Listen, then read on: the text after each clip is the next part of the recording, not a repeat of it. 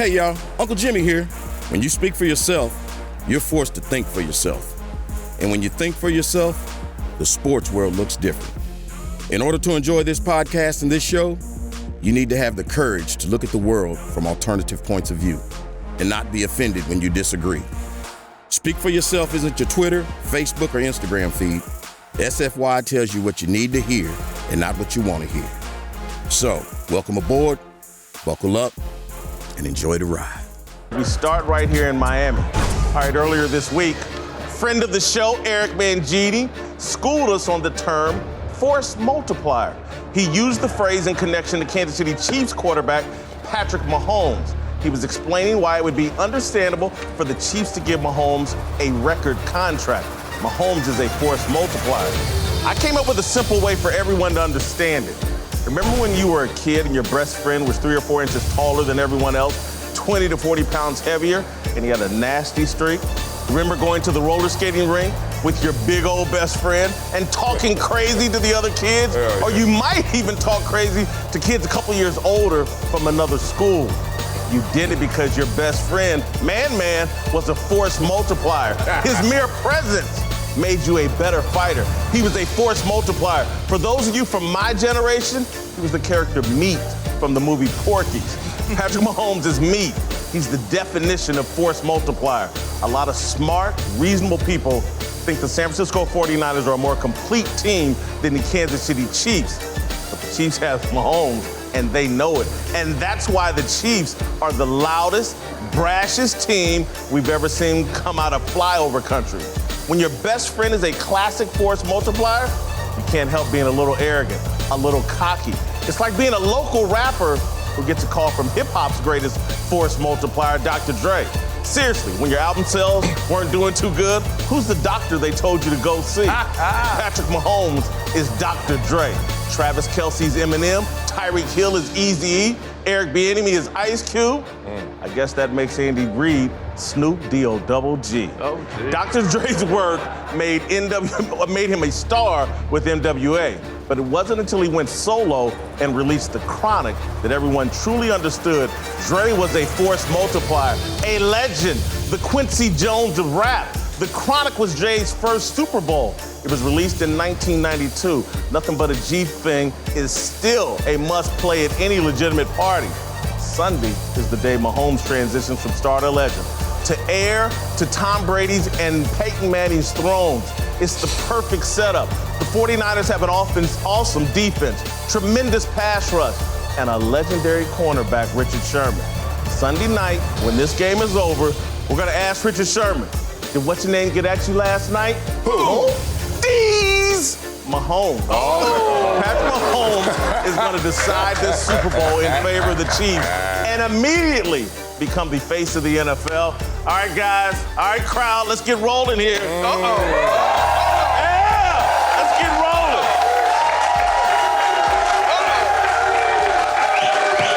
Will Patrick Mahomes be the face of the NFL Sunday night after they win this Super Bowl?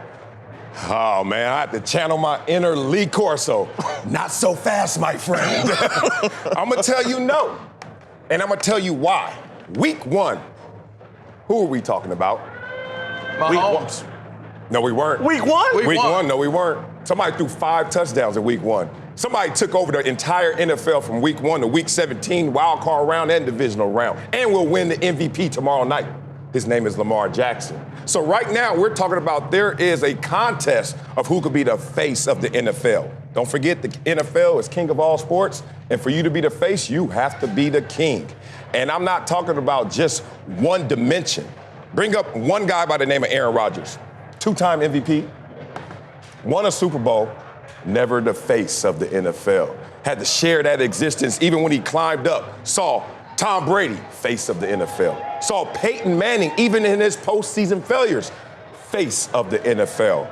I think right now, Patrick Mahomes, in commonality with Aaron Rodgers, most talented quarterback, could have the numbers. But even in success, as Aaron Rodgers had success, still wasn't the face of the NFL because of other people who were right there with him. Lamar Jackson has something to say about this, win or lose. Oh, 100% he's going to be the face. Now, you bring up Aaron Rodgers. he didn't win his Super Bowl till later in his career. If he wins a Super Bowl in his third year, second year as a starter, it's no question. He has a game. More importantly, he has a look, and that matters. The look? That matters. What, he's cute? What do you mean? It matters. This it matters. Oh, wet and go? This matters. You know Wet that and go? matters. You know that matters. And his game is better than that. It's his third. If he doesn't get hurt, are we sure Lamar Jackson is the MVP? If he doesn't get hurt and miss those games. That's part of it. So as of right now, Patrick Mahomes is still the MVP of the NFL. He wins his Super Bowl in his third year, second year as a starter. It's no question he's the face of the league. They can market him, and it's a great investment because next year will be his fourth year in the league. It's a long-term partnership. You know, Patrick Mahomes already has that MVP award on his mantle right now. Yeah. So even with Lamar getting that award, respect, as Marcellus would say, you're still trying to catch up. If he gets this Super Bowl, he's still now keeping himself one accomplishment ahead of Lamar Jackson by getting that Super Bowl. I think he does become the face of the NFL, and I think it's because of the way the hype machine has found its way behind Mahomes. You look at the amount of commercials. This isn't all about what happens on the field once it comes off of the field. And I think that when you look at everything that Mahomes is accomplishing on the field, where he's at right now with his accolades, you got to look at the marketability, the sellability of what he brings to the table. And I don't think that anybody is as high as Mahomes, especially if he wins the Super Bowl. Stop that. If we're going by commercials, Baker Mayfield's the face of the NFL right now. Gotta win. So stop that. So stop that. And we ain't going by looks either because Aaron Rodgers looked better than Peyton Manning. And guess what? He still didn't get it either. One more. Aaron Rodgers won one, Peyton won two. You gotta win. Yeah. Let me stay where you're comfortable, Marcellus. Lamar. Let's stay right here in hip hop. Okay. And why take NWA and Ice Cube, Eazy-E, MC Ren, Compton. But it was DLC. Dre. Dre is the biggest star out of all of them. Became a billionaire, and it's because he's a force multiplier. Eminem, Snoop Dogg, Everywhere. Tupac, anybody he worked with, 50 he can turn anybody into a bigger star. When you are a force multiplier, and Lamar Jackson is a solo act. Who's number two in Baltimore? Mark Ingram. Mark that doesn't Andrews. compare He to just got Tyreek there. Hill. Mark Andrews. Travis Kelce. No, Travis Kelce, Tyreek Hill. I would argue that, though. I think he is a force multiplier because Mark Ingram was good in New Orleans. He but he ain't on the level with these guys. He was really good in Baltimore He this ain't year. on That's the force Travis multiplier. Kelce's in the argument for the best tight end in the league. Tyreek Hill is in the argument for the most dangerous player in the NFL. And Patrick Mahomes is the best player in the NFL. No, Mark Ingram, And maybe that's the 10th best making running my back. point. No. Exactly. You When are can talking make- about all when these you can be other a star stars. and make everybody else a superstar, that's Dre. First of all, Dre never went backwards, and Patrick Mahomes went backwards this Where? year. Oh, his passer rating went down 10. You want to look around? Are we not in Miami at the Super Bowl? Hold on. Patrick Mahomes went backwards. The Chiefs went forward. You know why? Dre went backwards. Because of y'all defense. That defense is what got y'all over the hump this year. Don't talk about this now. Patrick Mahomes year 2 was better than Patrick Mahomes year 3. Dre, once he left NWA, got even better. I'm not seeing that now. So if you want to just go with the success of others, okay, but that's not going to make you the face of the franchise or face of this league. That's going to get you a Super Bowl trophy, maybe even an MVP in the Super Bowl. Once again, falling into the Aaron Rodgers category, which is not the face of the NFL. Dre was dead and gone until he discovered Eminem. Eminem saved his career. On and upwards We ain't from there. debating that. Let's be clear. But I'm just saying, force multiplying. Yeah. All right?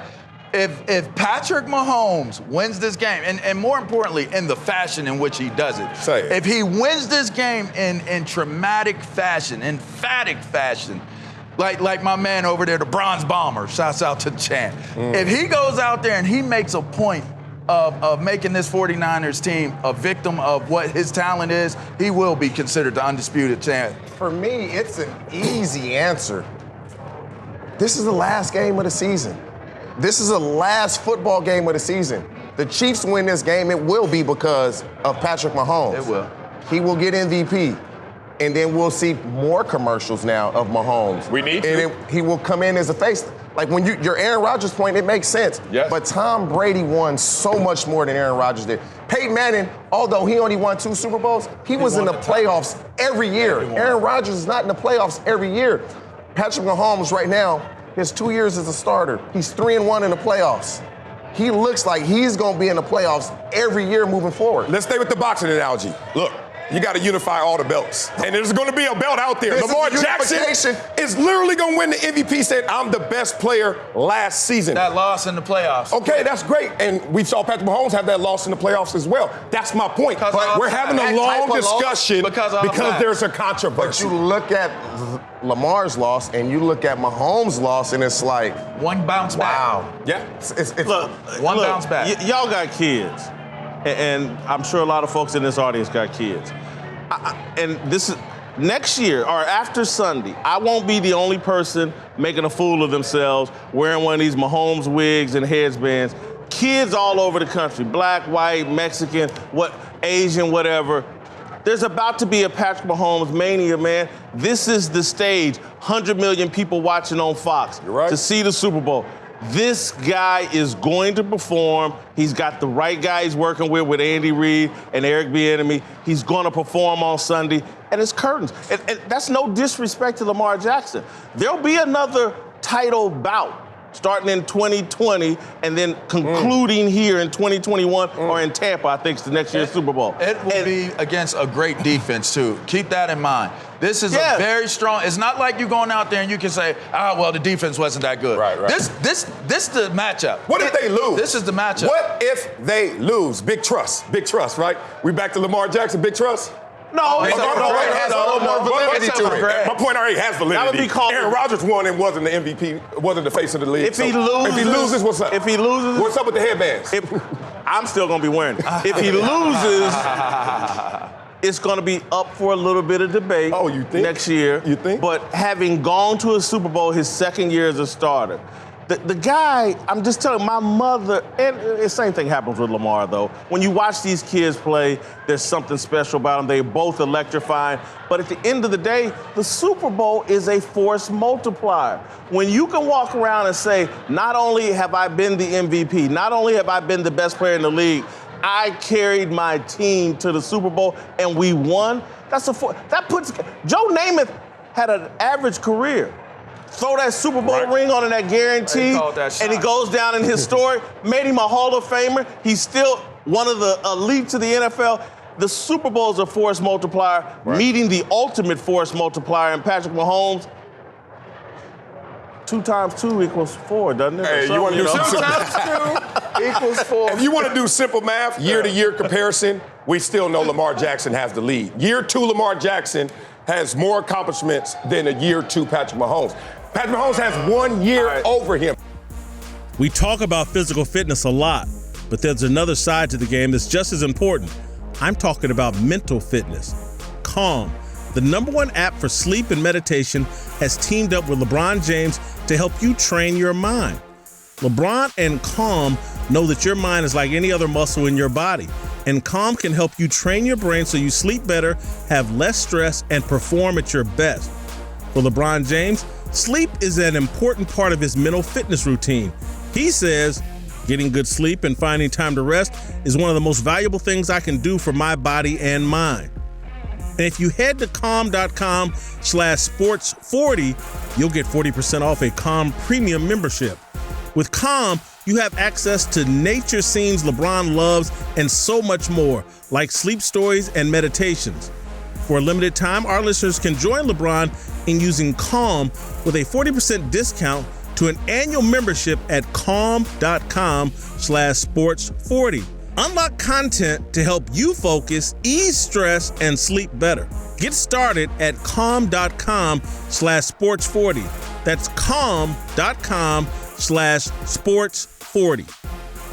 Joining us now, Packers star linebacker, ultimate pass rusher, Yes, sir. Za'Darius Smith. Yes, sir. I didn't know that. We just found this out. Za'Darius went to Last Chance U, Yes, sir. the big Netflix deal. Yeah, yeah. It's Mississippi. They Been saved 2 you. years. How was that experience? So let me tell you how it all started, man. To tell you the truth, man, I played 1 year high school football. Wow. 1 year high school football, man. I didn't know the game. I wanted to go there, man, to actually learn football. They gave me an opportunity, gave me a scholarship. So it's like, we're gonna bring you in to be this big defensive end, an out-of-state guy. They only get about 10 as a junior college. especially back then. That's what I'm saying. So I was lucky. I was that guy to play 1 year high school football, and man, they gave me an opportunity, man, and here I am now, man. Look at me. That's amazing. I know, right? That's a blessing. Went on to play at Kentucky. So we've talked about the blessing. Yes, sir. Let's talk about the curse, man. Y'all got beat twice by the 49ers. Spanked Tell us twice. about that. What's up, Man. How did that happen? Man, so the last game, man, I give it to them, man. They schemed us up very well, man. I feel like they got on our edges, and I feel like that's something that me, Preston, RG, and Facker, we all got to do a better job at it, setting the edge, man. We're known for being rushers and doing good things on that football team, but that's something that we have to work on as a team. And we felt like that's the one thing, how they schemed us and beat us in that football game. Now, was it deceptive or was it just the leverage? Because, when you got that zone running game, Yes, sir. it's not always just smacking you in the mouth. Right? It's all upstairs at times. Yeah, so man. what did you feel out there? Nah, man, I just felt like, man, we didn't come out to play. We wasn't ready to play in that football game. We had the opportunity, man, to play in that championship game, but as a team, man, we're learning, and that's something that we've been harping on, man, is finish. We got to finish, man, and that's something that I'm going to be harping this offseason to every guy. Hey, in that game, y'all need to start. Y'all was getting smoked from the beginning. I know, Both man. games, too. Do you feel as though they use the speed off the edges as a way to really get their running game going? There weren't a lot of passes in the game. It was like 8 throws. They threw it 8 times. And it really neutralized what you guys really do very well, which is pass rush. They back there cutting up. Yeah. They winning back there. What was going on? But here- Carnival. But I'm wondering, going into this game against sir. Kansas City, Yes, sir. you'd have to assume that the defensive front of Green Bay is a more superior defensive front to Right. Kansas City. Right. So if I'm Kansas City, Right. what would you say Advice? to them? What Man, I would would say, your advice man, be? your edges, man. If you can set those edges firmly, man, you can have a great outcome. Now give it to them that when you say edges, bring it to So that's when the running back bounced the ball outside, and he get outside on the edge. So as a rusher, we got to do our job. That's what we get paid a lot of money to do that. Yeah. But to tell you the truth, man, I would say advice for them, man, just to set your edges, man, and hold your gap. Do you Just think those they can guys do it? that, most definitely. They can do it. Most definitely, because you know who's over there? Terrell Suggs. Yeah, Suggs is there. Yeah, I played with him for 4 years in Baltimore, so That's true. Yeah. they'll make it happen, man. I feel like they can come out of this game with the win. As part of a front seven Yes, sir. that gets beat in the NFC Championship, I'm not trying to put you on the spot, but Yeah, I'm just you put asking. me on the spot. I'm asking you just as a real football player, though. You part of a front seven. Right, You right. part of a physical defense. Yes, sir. When you get beat by a team that only has to throw the ball 8 times Yeah. and runs it, is that embarrassing? Is that something that's going to motivate you throughout the offseason? Most definitely, man, because as a team, man, we see that's something that we have to work on. We went into that game thinking that we was going to get in third down situations and have fun in the backfield. But like I said, they schemed us up very well, man. We did not have any chance to rush in that football game. I think they threw the ball 8 times, man, not and it enough. was more like RPOs or play action pass. So it's all good, man. Yeah. I'm just happy that we made it to where we made it, but next year we're going to have that opportunity, man, to do some great things, man, in Green Bay. Been watching you Yes, sir. grow in this game. Yes, the sir. numbers increasing, Yeah. the impacts increasing. Yeah. Went from good numbers to great numbers Yes, sir. in your year in Green Bay. Talk about the difference, Wow. the evolution. What was Okay. different this year? This year, man, just the mindset. A lot of people doubted me, and I didn't have the opportunity like I have now when I was in Baltimore. Like I was telling you, I was playing behind Suggs, so that was my opportunity to learn the game. So I was really learning the game and learning football as I growed as a player. Like I was telling you, I only played 1 year high school football. So I was still learning as a player, man, and to have this opportunity, man, I feel like every year from now on, man, it's just gonna get better each and every year. You know what I hear from you? Yes, sir. Because you only played 1 year of high school, had to go a different route. Yeah. You're just learning how to be a leader. Yes, sir. And it sounds like you're really ready to blossom. Most definitely. And so I want to ask this carefully. Sometimes people question Right. Aaron Rodgers as a leader. Ray Lewis early in the year was like, y'all need a thumper, a dictator on defense. Yeah. And so it to me, from a Ray Lewis to watching from afar, leadership, you and Preston becoming the dictators, yes, sir. It sounds like that's going to be an added dimension and a need for improvement with the Packers. I feel like, man, when we first came in, you know, me and Preston, we talked, we was like, man, we're going to have to change the culture, man. We're going to have to come in here and be leaders and take this team to the next level. And I feel like for us to come in and make that happen, man, we did a great job our first year. Let's be honest. We made it to the AFC, yeah. We made it to the championship game. 13 wins. Yeah, 13, and we lost 3. So to have this opportunity, man, I feel like on that side of the ball, man, we're doing great things, and we taking care of what we're supposed to as leaders. You talked about playing behind Suggs in Baltimore and yes, sir. What that looked like, trying to find your way there, and then having the explosive year with Green Bay now.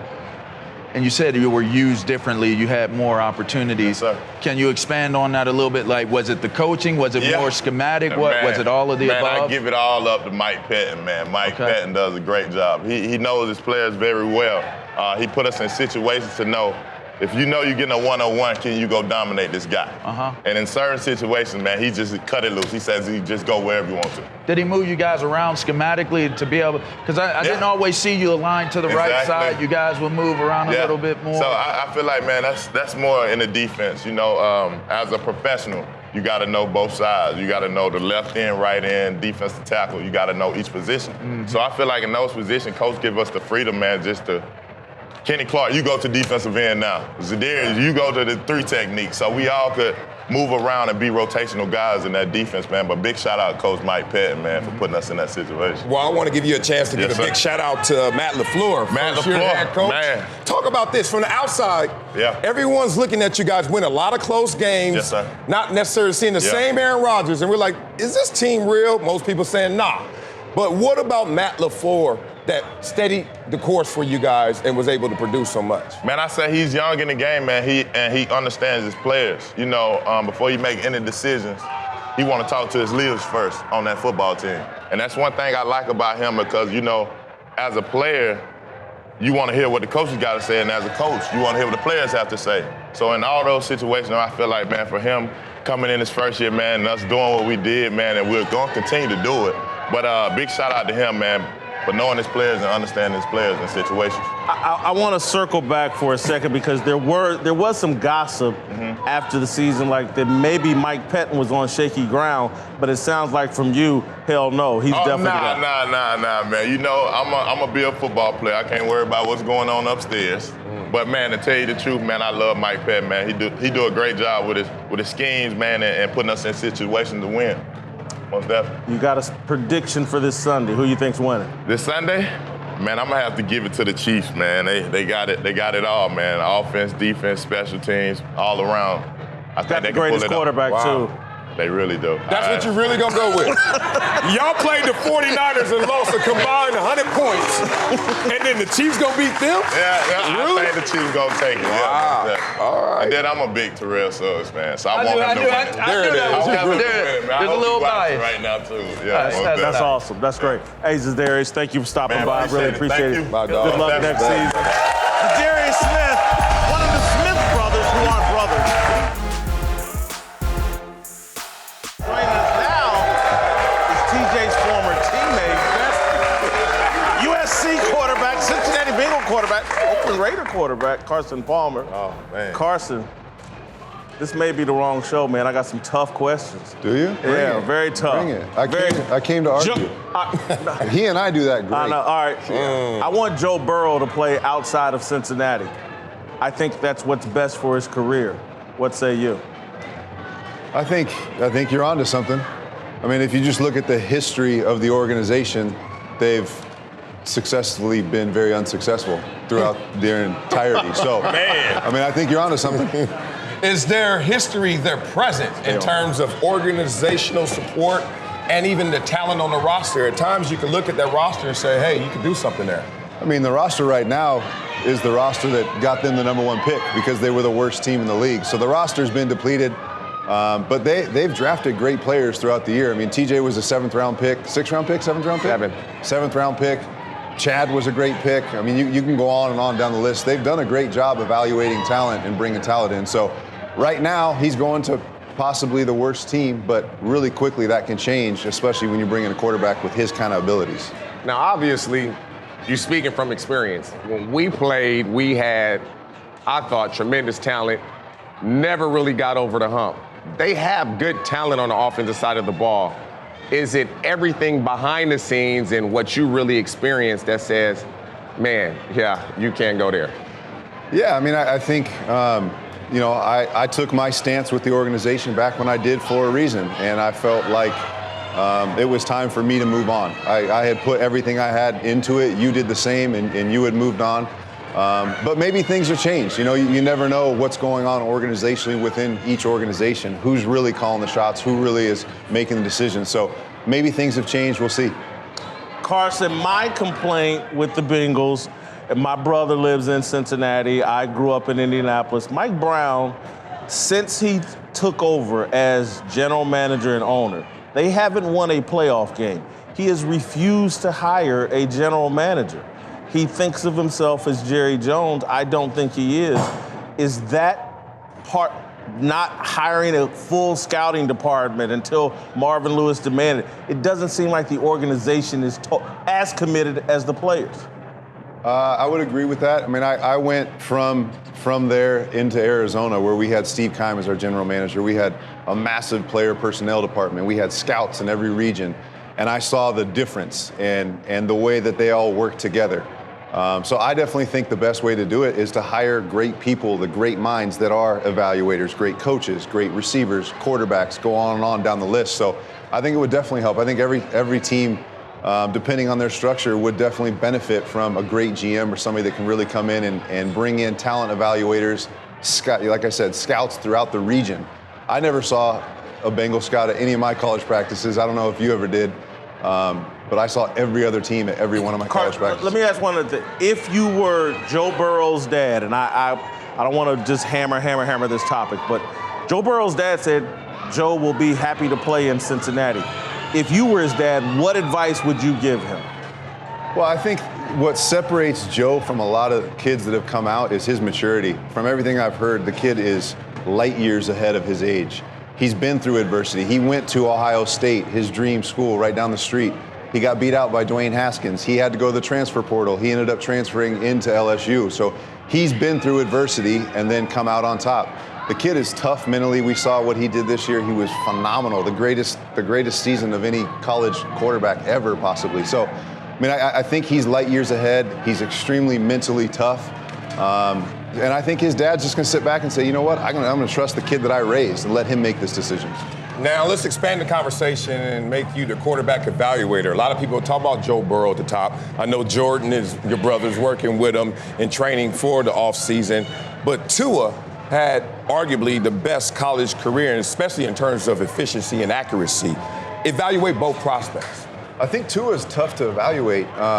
When you look at the horses he had at receiver, I mean, you've got maybe 3 or 4 first-round picks coming out in the next 2 years from that receiver core at Alabama. So I hate evaluating guys when they're surrounded by NFL talent. I really like watching guys play with, a bunch of guys that might get a tryout for a team or might get a training camp invite. Same as Burrow, though. Right. LSU's receivers are sorry? What have I said before? You said that. They weren't first-round picks before this season. Jerry Jeudy was a first-round pick before Tua became a starter. Yeah. And so Jamar Chase, Justin Jefferson, Terrace Marshall, they weren't first-round picks heading into the season at all. So are we going to evaluate them or not? I agree. I mean, I look at the talent that Alabama has on the outside. It's spectacular. There's a ton of speed. There's a lot of catches between those guys. That's not taking anything away from Tua. I think I've never seen a guy throw a football so violently. His release and his whip is so violent. There's so much just velocity on his ball. And then you saw a ton of athleticism, but that hip injury is something that I would be very, very concerned about. What do you think about these two quarterbacks playing here?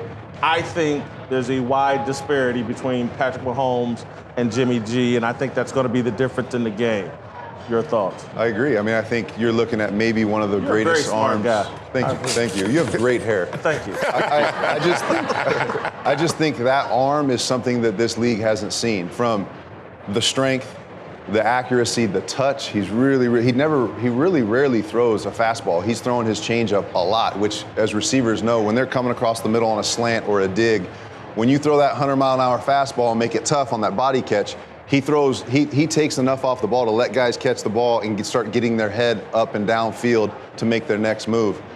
Obviously, Jimmy doesn't have that. It's glaring when the contrast between the arm strength between both quarterbacks. But Jimmy's here. Jimmy was the number 1 seed. He had a bye. He's playing for a world championship.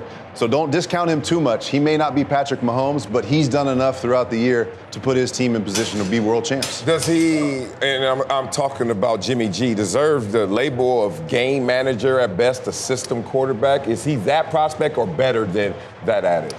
I mean, when I think of game manager, I think of Tom Brady, who might be the best to ever play the game. So I don't look at it as a knock. I mean, a game manager is a guy that wins football games. Jimmy G's 27-6 or something like that. If he wins this one, he's no longer a game manager. He's a Super Bowl champ. Andy Reid. Hold for a second, Carson. I got a text from Mike Brown I want to read. Carson Palmer and Chad Johnson would both be Hall of Famers if we could have found a number 2 receiver. Do you agree with that? That's how he gonna do me, huh? Hey, real talk. If you had to throw for a first down, is it gonna be TJ? But you had to throw for a touchdown to be Chad. Is that how the game goes? You know, so I think TJ led the league in third down conversions most of our time together. Knew the change. Sure. I was looking really on third down. I was looking for one guy. I mean, he was uncoverable. He could be. It was bracket coverage. It was double. He was doubled in the middle. He always found a way to get open, and I didn't quite trust his deep ball ability until he proved me wrong time and time again. Every time I threw it up to him, he would come down with the ball. Here, this might be a highlighter. This is one right here. How about this? I mean, he just seemed to make that play right there all the time. But I wanted to throw it to Chad because Chad, Chad was Ocho. He was the sexy deep ball, catch, deep game guy. But this guy across the middle was just spectacular on third down. Hey, look, we called TJ the Black Cole Beasley for years. That's who he was. That's how they do me. That's how they do me. That's how they do me. Really quick, you came to Kansas City once, and Chad Johnson cut off a route and cost you an interception, and I came storming into y'all's locker room and started asking you about it. You wouldn't throw Chad under the bus. Do you remember that at all? No. Okay, do you remember the game? That means it happens a lot. No, he don't remember. You remember the New England game just before halftime? I do remember that one. Yeah, same thing. Yeah, I won't forget that one. Yeah. TurboTax is here to help this tax season by making tax filing easier for you. They've made it their mission to give you all the tools and advice you need to get your taxes done with confidence. Like making uploading your W-2 as easy as taking a picture. Just use your phone or tablet to simply snap a picture of your W-2 and then watch your information appear in the right place in your tax return. You can be sure you're filing your taxes correctly while at the same time making sure you're getting the best possible refund. TurboTax. All people are tax people. Joining us now is All-Pro center and Super Bowl champion Jason Kelsey for this conversation, brother of Travis Kelce. Yes. And so help me understand, from afar, I'm a Chiefs fan. I worked in Kansas City for 16 years. From afar, personality-wise, tell me if I'm just being stereotypical, but you come off as Toby Keith and Travis comes off as Eminem. Do I have it right? It's not too far off, not too far off. I think, Oh, man. I think I like to describe my brother as much more of a free spirit artist type mindset, and I'm much more of like an analytical, very interested in the scheme and let's pick up and all you're that sitting stuff. out here on national TV with your chest hair all out, and you're analytical. We both like to have fun now. I mean, you've seen that with the speech after the AFC Championship game, and I think you've seen some colorful moments from myself. So we both like to have fun. But we definitely we think a little bit different. Yeah. What are your parents like? Unbelievable people. I mean, they put aside everything in their lives to really dedicate to raising my brother and I. They did everything they could. My dad took a second job around Christmas to try and get presents for us. My mom worked her tail off and then had to come home and take care of the house. I don't know how she put up with my father, but you know, it was a blast growing up, man. And they did a phenomenal job with both of us. Now, will you tell your brother, if you haven't already, about this moment since you've been to the mountaintop? Well, yeah, the biggest thing I'm trying to tell him and that I've told him is, you know, don't let the circumstances and the emotion get the best of you. I think you saw that a little bit with this team, especially because they're a little bit young. You saw that with them against the Texans, where the first quarter they started off and they're making all these mistakes on special teams, drop passes, and they gave up. They spotted them 24 points. It was 24-0. And luckily, they got the firepower to score 50 points in 2 quarters. Yeah. But in a game like this, in a moment like this, you know, stay focused on your job. Stay focused on doing what is necessary that got you to this moment. And it's really easy to get caught up in the week, really easy to let your emotions get the best of you. But if you stay, you know, where your feet are, you do your job, and you stay focused, when the ball comes your way, you'll make that play. I want to stick with your brother and the advice you gave him and just trying to understand his personality. As a Chiefs fan, we love his talent. Yeah. Some of the penalties drive us crazy. Sure. And I'm just wondering, even as kids, was Travis the two of you that crossed the line a little more? I certainly was in my family. My brother never got a spanking. I got my ass beat. Yeah. It was actually the opposite way around. I was the one always getting the spankings, and my brother never seemed to get them. Yeah. I was always the one getting in trouble. So my brother was better at talking his way out of things. We go into the principal's office. I'd come away with a suspension. And then one time my brother got in a fight at school. He goes to the principal's office, comes out, and they gave him 2 Cavs tickets. He said, you know what, it's all right, here you go. Enjoy the game tonight. I was like, how'd you work that one? Let me ask you this. Going against that type of front where they can pass rush the way that they do, is there any dialogue about how to approach, blocking them? Yeah, and they play very similar to our defense in Philadelphia. They're penetrating, wreak havoc. They let those D linemen get up the field like now. So between the edge players they have with Buckner inside and the havoc that he wreaks, I think that's one of the biggest matchups that this game is right now. Do you give your brother or any of the guys on the team any type of, watch his hands, or if he sets his feet this way, has there been any type of small, kind of scout report deal? I haven't. I think they're probably, doing a little bit, but the biggest thing with a front like this is because they're penetrating, they're not reading anything. So little techniques like, for me as a center, a lot of times if I want to get lateral movement on a nose guard, I'll put my head front side knowing that he's afraid of getting reached, and I can then use his momentum to take him that way. That doesn't work against guys like this. And it's not going to work as a tackle on the end because he's just coming right down your face, and he's either pass rushing on pass rushing downs or he's going to go right through you on run downs. Mm-hmm. And that's the biggest thing. On anything, that's what this style wants you to do. They want you to block them like a normal front and let them get upfield and create havoc. So against these guys, you really got to do a great job of solidifying the line of scrimmage right from the get-go. And if you can do that, then you can make plays. Let's talk about your quarterback, Carson Wentz, and a franchise quarterback, making $32.5 million a year. Yeah. But has only played 1 quarter of January football in his career, and you won a Super Bowl. The Eagles won a Super Bowl without him being on that field of play. Talk about his evolution, what's next for him, and what he needs to work on. I think Carson is a phenomenal player. He's been that way since the moment he stepped in the building. Right away, you saw the work ethic, the desire, the passion to be a phenomenal player. And it's been fun working with him and seeing how he's progressed.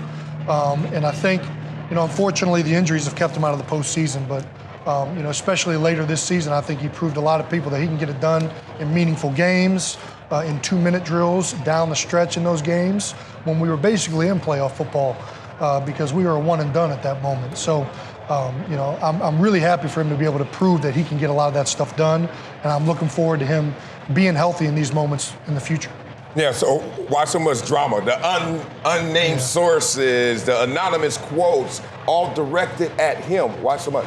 Well, I think, first of all, as you know, these are things that happen when you're losing football games. We didn't hear a lot of these unnamed sources when he was a rookie. We didn't hear him his second year when he was putting together an MVP season before he got hurt. Yeah. And we didn't see it at the end of this season. We saw it when things weren't going well. And I think when things are going well and a guy's not having the type of season he wants, you don't have room to complain because the team's winning. When the team's losing and when things aren't going well as a team, all of a sudden, I'm not having the season I want, and the team's not having the season they want. What's going on here? Why are we not getting it done? Why am I not getting it done? And that's when you start to see finger pointing. And unfortunately, at the quarterback position, you're going to be the head of that. You're the head of the team, just like the head coach is the head of the team. Those are always the guys that are going to be scrutinized and criticized the most. And I'm really happy that us as a team, we were able to fight through that. I'm really happy that Carson was able to fight through that because it can be distracting. And I think that's a testament to the guy that he is, that he didn't blow up in any type of media. He didn't blow up in front of the team at all. He stayed true to who he was, went to work, and we got it done there at the end of the year. But as a leader, are you hunting for those dudes? Be real. You looking for them? I don't know. I think that as a leader, you're just trying to make sure that everybody is on the same page. And it's hard to do that a lot of time when it's an unnamed source. But, I think that by and large, the conversations that happen in the locker room, face to face, a lot of the times are more meaningful. And I think that we got done what we need to get done, and we weathered that storm. Jason, I think some of what has happened to Carson Wentz, mostly all of it, has been unfair. And I think what you said about the way this season ended with him playing well in important critical games that got you into the playoffs, I'm hoping that you and some of the other offensive linemen will tell everybody in that locker room, if you're not on board with Carson Wentz, we really don't want you here. Yeah, and I think that message has been pretty clear. I mean, this is his team. He's the guy that this organization is built for the future around. That message is pretty clear. Let me light you up real quick. This is a good one, all right? All right. How did y'all choose what positions y'all play? Because you look like a tight end, too. Yeah. So how did y'all choose? You chose center, he chose tight end. You non-glory, he gets glory. Yeah. How'd y'all choose? I didn't have quite the hips to play tight end. There you go. I was a linebacker and a running back in high school. I'm gonna I got moved translate. to offensive line in college. You're being too politically correct. All right. Travis has soul. You country. That's why I got Toby, Keith, Eminem. You don't have the hip. Ohio. I don't got it. There ain't much country there. Right. There it is. All right, both of y'all got. All right, never mind. Joining us now is the WBC heavyweight champion of the world, Deontay Wilder. Woo! Give it up for the champ. Champ is here. And I want to start with a thank you. Because when you were on this show last time, I asked you, for Marcellus and our benefit, when you do Tyson Fury again, take it to Vegas. Yes. That's going to be the greatest spectacle since I was going to Tyson fights. We can't wait to be there. I'm just wondering, being in Vegas, and now that you're an even bigger star on the other side of the first Fury fight, is it added pressure? Do you feel how much bigger this fight will be than perhaps any of your previous fights? It's no added pressure for me, it's just, this is the moment in time, this is my moment, this is my time, and it's like when you're walking in your manifestation and understanding the things that you see and do as you walk into it, it's like it's no added pressure. It's like as if you're supposed to be here, and I perform and I act like I'm supposed to be here each and every time. Now, we're at the biggest event in the sporting world, the king of all sports. We're talking about the Super Bowl. But the only thing comparable is like a pre-fight emotional ride that you have to go through as being the champion of the world. We know what's at stake. Take us through that emotional state when you get to the arena and all the way till it's time to throw a punch. Oh, man, it's an amazing feeling for me. I think all fighters will have their own view and they can assess it in their own type of way. But for me, it's like an amazing feeling. Even when I'm pulling up to the arena, getting out the vehicle, seeing the fans before going into the dressing room, then getting into the dressing room, going into a thing I like to meditate. And when I meditate, I use visualization as well. It's like me seeing myself going through the course, understanding certain things and the things that I can't visualize and see, then I handle it on the job just like life. And then going into getting to the warm-up, knowing that it's almost time. They say, after this fight, champ, you're next. And then feeling that energy like, all right, it's showtime, it's almost my time. These are the people that came here to see me perform and do what I'm blessed to do. My grandma said I was blessed. She said, God had blessed me tremendously, and I believe in that. And when you're walking out in that tunnel, feeling all those emotions because I never get nervous. And I'm always excited when I'm finna go under the lights and the cameras and give people my greatness. No jitters. Another dude your size or bigger is about to hit you right here a lot. And you're just like, oh, bring it on? Nothing. I bring it on, exactly. I say it all the time, all of us are great. We all have greatness in us before greatness is only determined by service. And this is my moment and opportunity to display my service. And when I do so, I let the world know who's the champ. The champ is here, baby. Oh, man. So, after the first fight, watching interviews, and you said a lot. I didn't follow the game plan. I got too excited. I was trying to knock him out. Fury has done a lot of talking. I'm going to stand there and I'm going to bang. You know he's not going to do that. He's going to run like he did the first fight. What will be different for you, your mindset, so you don't blow the game plan and you stick to what you're trying to do? Yes, I definitely blew the game plan. When you're in the ring, it's just different. You can have a game plan, and then when you get in the ring, it's so much excitement going on at that time. And you're in your element as well too. So you want to perform and you want to give the crowd what they came and get and got dressed for. You want to give the consumers what they paid their money to see, and that's knockouts. And during that time, I felt like I had a specific date for myself because boxing is not our top sport, and so. And when you have so much competition out here and you had to fight you had to have your own date. When you have your own date, it just made it that much more exciting. I said the heavyweight division is here. I must put fuel to the fire and do what I had to do. So I got over excited. I started throwing wild punches and different things. My game plan was to go to the body and stuff. I started out that way, but then ended in another way. But this time around, it's a much different me. I broke my arm in camp as well too. A lot of people don't know it. I don't make excuses. I broke my arm in camp. I only had 4 weeks and 4 days for it to heal. And guess what? 4 weeks and 4 days I was going to be in the ring. So it either I recover fast or I fight with the necessary, what's going on right now. And, knowing me, I always fight broke arm, broke hand, torn bicep, third-degree burns. It doesn't matter to me. So with that being said, this savage mentality. Come on with it. Yeah, I'm a king. I'm a warrior. Yeah. You know what though? It's not just a savage mentality I hear. Some of it sounds, and I don't want to put words in your mouth, but some of it sounds feel like you're on a spiritual journey. That's what I heard from you. It's like you're tapping into some energy that Muhammad Ali tapped into that took him to a higher level. Oh, most definitely. Well said. I'm definitely on my journey. I'm walking, like I said, I'm walking in my manifestation. This is my time, And when you're walking in your manifestation, it's even better when you're understanding what you're walking through. I can grab all that, all my blessings. I'm grabbing it along the way. I'm understanding the small blessings accumulating to big blessings. Instead of saying, I don't want that, that's too small.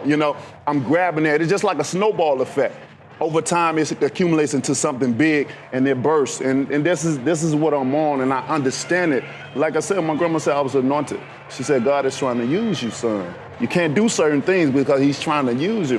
I didn't understand as a child, but start getting into grown man situations and understanding certain things as a man. I started reminiscing, like, that's what she was talking about. That right hand you have, the confidence you have in it, the nitrous that comes out when you unleash it. Is it about your power? Is it about your technique? Is it about the location? Because it's devastating, and you know it to the tune you will set someone up for rounds to finally unleash. It's one of those situations where Oh man, calm down. Yeah, you see that? You over there, nigga, your lips are gone. You got a couple more weeks, champ.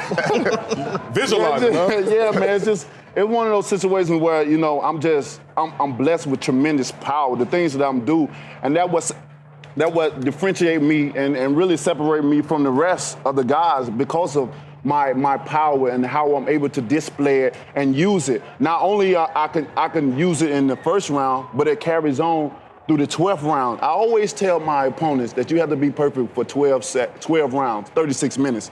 I only have to be perfect for 2 seconds, and that's literally because I can hit you anywhere on your body, even your forehead, and knock you out, as we've seen in my last fight. And, to have this responsibility is such great power that I have, it's an amazing feeling because when I'm getting prepared for guys, I'm not really concerned about the most when it comes to my opponent. They have to worry more about me than I have to worry about them. But it comes with a price. Yes, it does. Because people always dismiss your acumen, your mindset, your skill set, and how you apply yourself mentally to your fights. Can you talk about how that feels? Yeah, a lot of people, they only look at one thing. I think I mesmerize people with just the right hand over and over and over. So when I'm out and when I have an outing or event I have to go to, people, first thing they're waiting on is when I hit a guy, and after I hit him, they want to see what's the reaction, what's going to happen if I'm going to knock him out. And they look past the skills and certain things because they say I have no skill. They say he's just a one-trick pony. Yep. And I do that one trick well. Keep tricking. Keep tricking. It ain't tricking if you got it. Listen, Deontay, I have the same issue. A lot of people don't take my mind seriously because I look so good. So I can recognize what you're talking about. But I want to ask you this seriously, and I don't want to put thoughts in your head or words in your mouth. I find Tyson Fury annoying. His style, the whole nine. I'm with you, too. I'm just trying to... I don't want to put words. How do you feel about Tyson Fury? And you don't have to go fake, I hate him, blah, blah, blah, because you would never do that. But how do you feel about Tyson Fury? As a person with Tyson Fury, I like him. As a person, for me, being in the heavyweight division, he's a breath of fresh air. Because a lot of guys, they don't want to talk about what they're gonna do or whatever because I don't think they're really sure of what they're gonna do when they get in the ring. And most of the time, guys say certain things just to promote the fight, or maybe to boost their ego up, or maybe to boost their confidence up. Especially when you get in a guy as explosive and powerful as you really have to build some type of confidence to get in there with me to understand I can go at any time, so I want to say certain things. But with him, he's such a character, and he like to have fun. He say certain things, and he can be annoying at times. But for me, looking in, this is my occupation, and he's in it too. We love what we do. I really like the guy. But when it comes to business, you can't have no feelings towards anyone. As I ask you this question, I want you to focus on the wig and this KC arrowhead right here. Do you have a Super Bowl prediction? 48 hours, game gonna be played. Yeah, baby. Well, unfortunately, I don't have a Super Bowl prediction. We need one though. What? I don't have. What, you getting paid by both sides? What you doing? That's where them chains came from. Both teams. Give us one. My thing is, man. I mean, this is the biggest fight. This is the biggest game of both of those teams' lives, man. And what I'm looking for is both teams, like we say in boxing, may the best man win. I want to see a healthy, I want to see a successful game. It's a lot of things going on. You got a lot of injuries, a lot of things we're dealing with, CTE and all that stuff. Man, I just want to see a healthy, beautiful game. Like I know these guys are going to give their 100%. Damn, you went PC. Yeah. I'm about to say, you said healthy and football? Yeah, thank you so much for coming by. Getting hurt. Good luck on February 22nd. We'll be in the house all week at the MGM, hyping it up. Yes. I know one of my best friends from Kansas City I used to do radio with, Stephen St. Johnson behind me. Huge boxing fan. Huge. You've made his day being here. Let's talk Super Bowl 54. The game Sunday will be a matchup of two very different coaches, with the old hand, Andy Reid, up against the young gun, Kyle Shanahan. Reid has been a head coach for more than 20 years and has long been considered one of the league's top offensive minds. But Kyle Shanahan has already proved himself as one of the best play callers in the game and has built a formidable rushing attack that has run through opponents all year. The question here is, who has the coaching advantage Sunday? Mike Shanahan or Andy Reid? Kyle Shanahan. Yeah. Mike Shanahan. Hey, Kyle stay Shanahan. there. Yeah, the offspring of Mike Shanahan. I'm going with Kyle Shanahan. If you look at the attributes of his team in totality, a better defense. You talk about having a better running game that's going to support you, shortening the clock, shortening the field, and keeping Patrick Mahomes on the sideline. You're talking about a guy who's comparable in his play calling abilities to an Andy Reid, and he has that wild card. Jimmy G has not been unleashed. 8 throws in success to a blowout win in the NFC Championship game means when he gets his opportunity, if necessary, case of emergency, break glass, and Jimmy G comes out and shows you he's more than a game manager. I say Shanahan. I'm going with Andy Reid, and I don't even think it's that close of a race. You get one coach who's been a head coach for 3 years in Kyle Shanahan, another coach who's been a head coach for 21 years in Andy Reid. And he's been successful. Has he won a Super Bowl? No. But he's been very successful. And what we talked about earlier, he has a new face of the NFL in Patrick Mahomes. So it's Andy Reid. Right. Yeah, I think I'm going to go with Andy Reid as well, just based off of experience. I think being able to manage all of the emotions that go along with playing in such a big game for the first time as the lead guy, I think will play a part in maybe the outcome of the game. I like all the things and the elements that you gave, Marcellus, but when I look at what Andy Reid has been able to accomplish and where it stands right now, if it becomes a coaching match, it will be the experience of Andy Reid that overtakes them if it's not the talent of that 49ers team. Damn, to hear both of y'all champion Andy Reid kind of scares me because I want to lean that way, and Monday, hopefully I am leaning that way, but man, Kyle Shanahan, he's like Bane. Bane's my favorite character from the Batman deals, and he was born into the night. They had to teach Batman how to night vision and all that. Bane was born into it. Kyle Shanahan was born for this, raised for this by Mike Shanahan. That's what scares me, how much help he's getting from his dad. And I understand Andy Reid coming off a bye is incredible. But I wish he was playing Matt LaFleur in this championship. Hey, any of these other coaches, that don't mean they gonna do what we teach them. Yeah, but coach by blood, not relay Sean. I mean, look at it. That's my baby out there, and there's no coincidence. There's only been this pairing that's ever been in the Super Bowl experience. 28-3. No one else. Well, think about 28-3. Think about last year. Think about last year. McVay versus the Belichick. Experience of Belichick. I mean, I hope you're right. All right, Darnell. Yes, sir. Can you tell us about the Super Six for this weekend for this Super Bowl? Yeah, it's a big one. You're definitely going to want to get involved with that. So make sure you download the Fox Sports Super 6 app and play for free for your chance to win Terry Bradshaw's $250,000. Whitlock, Marcellus. One of the questions is, which team will win by how many points? So what you got? Obviously, I'm going with the Kansas City Chiefs. I've been on the Chiefs all week. I think they win by 3 or 4 points. I guess I got to give I'm going to say a 4-point Chief victory, 31-27 or 35-31. Is that right? Boy, damn, you nervous. I'm not a math major.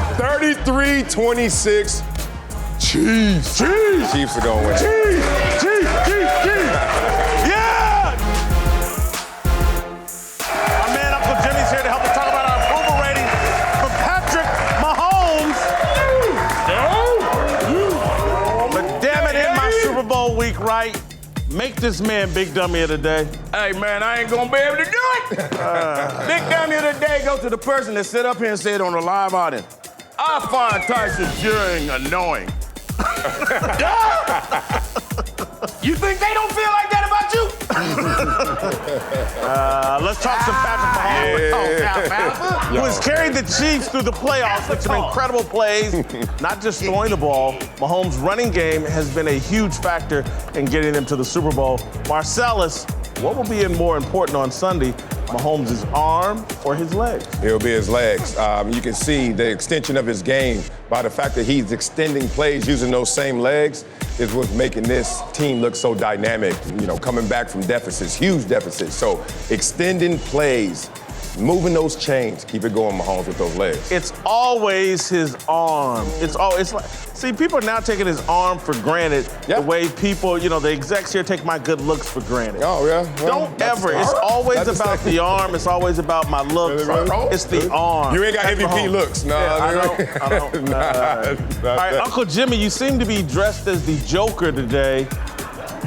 Why? Wow. Why are you the Joker? Because basically you have the tendency to want to take every analogy in sports. Yeah. And if you have a way of bringing it back to food.